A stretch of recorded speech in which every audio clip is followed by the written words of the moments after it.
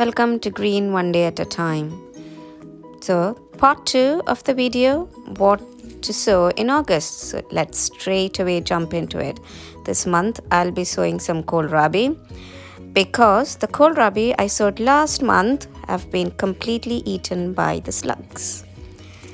I'll be sowing some kumastuna red. I didn't have much success with it during the spring because of the hot May. The same with cabbage, the early cabbage.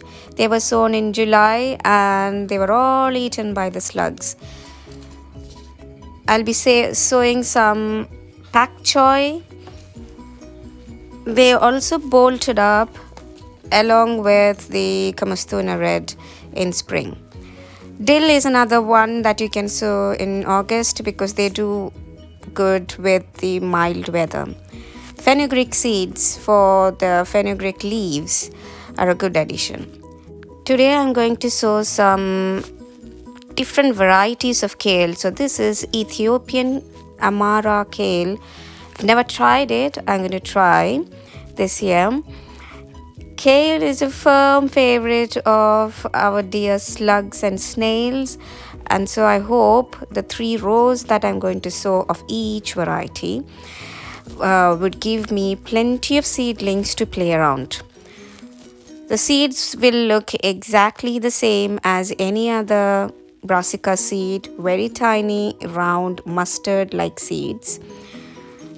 All you have to do is sprinkle them directly to the ground and ever so lightly dust it with more compost and do not cover it deeply, so just dust it. So I'm sowing 3 rows of the Amara kale just as a safety. I wouldn't need all those seedlings. So I'm going to leave some for the slugs to munch on. I hope I will get some at least.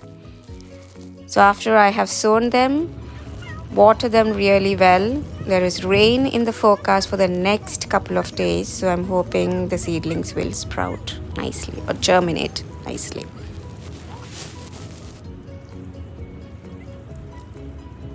Next, what I have sown in the same format with 3 rows in each little plot is curly kale.